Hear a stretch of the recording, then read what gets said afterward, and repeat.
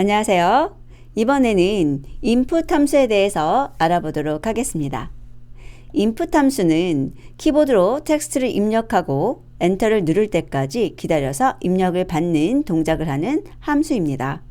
여기서 중요한 거는 키보드로 텍스트를 입력받아요. 즉 문자를 입력받는다는 거고요. 엔터를 누를 때까지 기다려서 입력을 받게 됩니다. 자, 사용 방법은 크게 두 가지가 있는데요. 첫 번째, input이라는 함수 이름 쓰고요. 괄호 속에 문자열로 메시지를 입력해주고 괄호 닫는 방법입니다. 이 방법은 메시지를 출력하고 입력을 기다리게 되고요. 다음, input이라는 함수 이름 쓰고 괄호 열고 닫고 바로 해주고 메시지를 작성하지 않는 경우인데요. 이 경우는 메시지 출력 없이 입력을 기다리게 됩니다. 입력 가능한 문자는 숫자와 문자열 모두 입력이 가능한데요. 모두 다 텍스트 취급을 하게 되어요. 그리고 공백이 포함되어도 상관은 없습니다. 입력의 진행은 엔터를 눌러야 입력 진행이 되는 것이고요. 입력이 되어서 저에게 돌아온 데이터의 타입은 문자열로 반환이 됩니다. 그래서 필요시 형변환을 하셔야 되죠. 간단하게 예제를 보도록 할게요. 자, 여기에 보시면은 메시지를 문자열로 넣어준 거죠. 이 경우 이렇게 뒤에 공백을 하나쯤 주셔서 좀 답답하지 않게 하시는 것이 좋아요. 왜냐하면 여기 있는 문자열 그대로 출력되고 그 다음에 바로 입력을 기다리는 커서가 깜빡이기 때문이에요. 여기에 보시면 데이터라고 하고 한 칸 띄고 콜론 한 칸 띄고가 나왔죠. 그리고 소0이라는 것은 입력을 한 데이터입니다. 그런데 이렇게 콜론 다음에 바로 웹다운표로 끝나주게 되면은 이 콜론 뒤에 바로 입력 받는 커서가 깜빡여서 여기서부터 바로 입력을 받기 때문에 조금 답답한 기분이 들 수도 있습니다.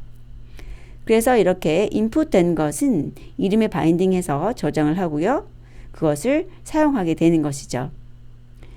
자, 그런데 제가 입력을 받는데 숫자를 입력해 봤어요. 그리고 나서 y에 저장을 한 거고요.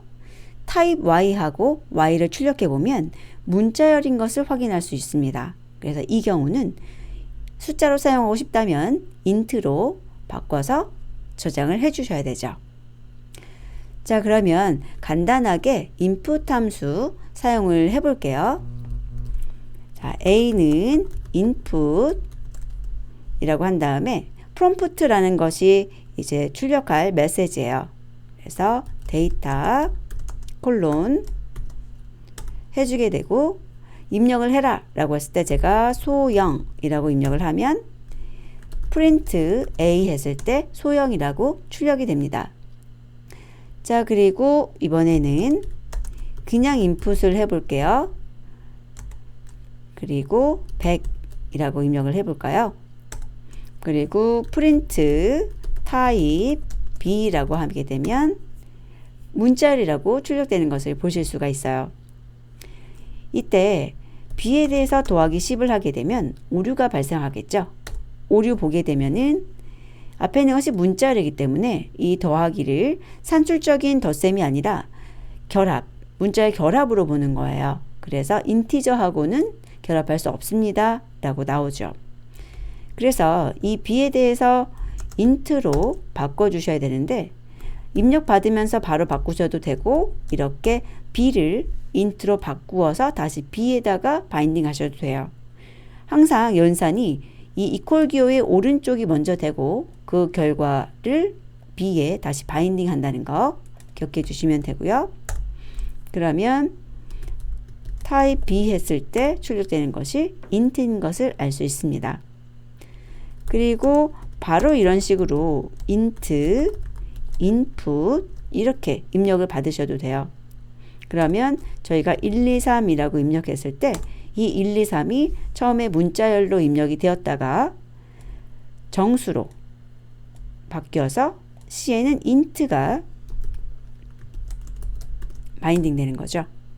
그래서 C 출력하면 1, 2, 3이 나오는데 이거는 정수 취급을 받아요. 그래서 C 더하기 C 하게 되면은 133이 출력되는 것을 보실 수 있습니다. 자, 이렇게 해서 인풋 함수 알아보고 또 사용을 해봤는데요. 입력된 결과가 문자열이라는 것은 반드시 기억해 주시기 바랍니다.